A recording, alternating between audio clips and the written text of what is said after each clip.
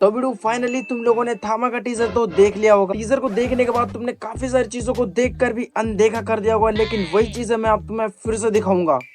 Wow, क्या line थी यार। तुमने ये चीज नोट की, काफी सारे सीन्स के अंदर रश्मिका मंदाना को ज्यादातर हाईलाइट किया। तुम्हें एक चीज बताऊं, रश्मिका मंदाना भी एक वैम्पायर है और इस चीज का क्लियर हिंट हमें टीजर के अंदर ही मिल जाता है। और ये किसकी आंखें हैं जो परमानेंटली इंसान से वैम्पायर के अंदर ट्रांसफॉर्म होने लगी है। नवाजुद्दीन सिद्दीकी जो इस मूवी का मेन विलन है, यानी कि वैम्पायर्स का असली राजा होगा, बोले तो किंग होगा। यहाँ पर काफी सारे लोग इकट्ठा होकर नवाज यानी कि वैम्पायर्स के किंग को फिर से आजाद करना चाहते हैं। क्या प्रूफ है कि अब रश्मिका मंदाना ही एक वैम्पायर है और इन सब के बीच में आयुष्मान खुराना कैसे फंस जाता है। तो करते हैं इस टीजर का ठीक तरीके से ब्रेक डाउन। अगर कुछ चीजें छूट भी जाए तो तुम मुझे कमेंट कर जरूर बता देना। तो देखो, कई सारे शॉर्ट्स के अंदर हमने देखा कि रश्मिका मंदाना जो है कि आयुष्मान खुराना को बचाने में लगी है। कई सारे सीन्स तो हमें ऐसे देखने को मिलते हैं जो नॉर्मल इंसान तो कभी नहीं कर सकता, जैसे बिल्डिंग से लटकने वाला सीन, जंगल से भागने वाला सीन। देखो, आयुष्मान खुराना के कपड़ों का कलर तुम गौर से याद कर लो, क्योंकि शुरुआत में एक ऐसा सीन दिखाया जाता है, एक लेडी है जो काफी ज्यादा फास्ट है और पेड़ों के ऊपर से भाग रही है। उसके कंधे पर एक इंसान है जिसने ब्लू कलर का कुछ तो पहन रखा है। इतना सब कुछ देखने के बाद तुम्हें भी पता चल गया होगा कि रश्मिका मंदाना भी एक वैम्पायर होने वाली है। देखो, जहाँ तक मेरा दिमाग मुझे बता रहा है कि रश्मिका मंदाना शायद वैम्पायर्स के राजा की बेटी हो सकती है या कोई वैम्पायर्स का प्रोफेशनल सोल्जर। देखो, यहाँ पर मेरे पास एक थ्योरी आती है, अगर तुम्हें जेन्युइन लगे तो कमेंट में जरूर बताना। देखो, रश्मिका मंदाना को भेजा जाएगा एक बेहतर इंसान का शिकार करने के लिए, एक इंसान को अपने प्यार के जाल के अंदर फंसाना, उसे यहाँ पर लाना ताकि वो अपने किंग यानी कि वैम्पायर्स के राजा को जो 75 साल से कैद के अंदर है उसे आजाद कर सके। इसका मिशन सक्सेसफुल तो हो जाएगा, वैम्पायर्स का राजा यानी कि नवाजुद्दीन सिद्दीकी आजाद तो हो जाएगा, लेकिन एक छोटी सी गड़बड़ हो जाएगी। रश्मिका मंदाना और आयुष्मान खुराना को एक दूसरे से प्यार हो जाएगा। इस वाले सीन को गौर से देखो, यहाँ पर खड़ा है वैम्पायर्स का राजा यानी कि नवाजुद्दीन सिद्दीकी और ठीक इसी के सामने खड़ी है रश्मिका मंदाना, जो इसी सीन के बाद मोस्ट प्रोबेबली आयुष्मान खुराना को यहाँ से बचाकर दूर ले जाएगी। क्या तुमने इस वाली मूर्ति पर गौर किया? जब इसकी आंखें रेड कलर की होती है तो ये क्लियरली ये इंडिकेट करती है कि शैतान इस टाइम पर आजाद हो चुका है। इस वाले सीन को गौर से देखो, जहाँ पर आयुष्मान खुराना एक अस्पताल के अंदर पड़ा है, इसे बहुत सारी चोट लगी है और इसने कुछ ब्लू कलर का पहन भी रखा है। रश्मिका मंदाना ही इसे वहाँ से बचाकर लाई थी, लेकिन इसी सीन के बाद आयुष्मान खुराना भी खुद एक वैम्पायर के अंदर बदल जाएगा। टीजर के कई सारे सीन्स को देखने के बाद ये क्लियर भी हो जाता है। आयुष्मान खुराना जंगल में बहुत तेज भाग रहा है और एक ऊंची बिल्डिंग से जंप भी लगाता है। अगर तुम इसके हाथ और पैरों को गौर से देखोगे तो कुछ स्मोक और बिलर टाइप का दिखता है। ये इसका ट्रांसफॉर्मेशन है, जिसके बाद वैम्पायर अपने असली रूप यानी कि अपनी ओरिजिनल फॉर्म के अंदर आ जाते हैं। लंबे लंबे नाखून, बड़े बड़े दांत, जो किसी की भी फाड़ कर उसका खून पी सकते हैं। इस वाले सीन को अगर तुम गौर से देखोगे तो यहाँ पर आयुष्मान खुराना है और इसके पीछे एक बैनर लगा है। यहाँ पर एक एनर्जी ड्रिंक है जो वैम्पायर्स को इंडिकेट करती है। इसके बड़े बड़े दांत, अजीब सी आंखें और इस ड्रिंक का कलर भी रेड है जो खून को इंडिकेट करता है। ये छोटी सी डिटेल हमें बताती है कि आयुष्मान खुराना अब इंसान नहीं, एक वैम्पायर बन चुका है, शैतान बन चुका है, जो इंसानों का चूस चूस कर पूरा खून ही पी जाता है। एक सीन है जो तुम लोगों ने शायद नोट नहीं किया होगा, एक हाथ दिखाया जाता है। ये तो क्लियर है कि ये एक वैम्पायर का हाथ है, इसके लंबे लंबे नाखून है। इस कार के अंदर और कोई नहीं आयुष्मान खुराना होगा, क्योंकि वैम्पायर्स को तो कार चलानी आती नहीं। नवाजुद्दीन सिद्दीकी को ये चाहिए। अब ये उसके लिए क्या इंपॉर्टेंस रखता है, इस चीज का पता तो हमें मूवी के अंदर ही लगेगा। मूवी के अंदर शायद हमें ये दिखाया जा सकता है कि आयुष्मान खुराना का जो खून है वो काफी ज्यादा स्ट्रॉन्ग है, काफी ज्यादा पावरफुल है। अगर वैम्पायर इस खून को पी ले तो वो काफी ज्यादा स्ट्रॉन्ग हो जाते हैं, पहले के मुकाबले में काफी ज्यादा ताकतवर हो जाते हैं। शायद ये एक रीजन हो सकता है कि सारे वैम्पायर्स आयुष्मान खुराना के पीछे इसीलिए लगे हो। टीजर के लास्ट वाले सीन में हमें नवाजुद्दीन सिद्दीकी को दिखाया जाता है, जो अपने वैम्पायर वाले फुल पोटेंशियल पावर के अंदर है, जो ये खुद कंफर्म करता है कि 75 साल से उसे इस घटिया कैद खाने के अंदर कैद कर रखा था। इतने ताकतवर वैम्पायर को किसने कैद किया, ये इस मूवी का मेजर पॉइंट होगा। हमें एक छोटी और शॉर्ट सी एक बैक स्टोरी देखने को मिल सकती है कि आखिर नवाज के साथ पहले क्या हुआ था, ये वैम्पायर आखिर कैसे बना, इसे कैद आखिर किसने किया। देखो, इन सब चीजों को देखने में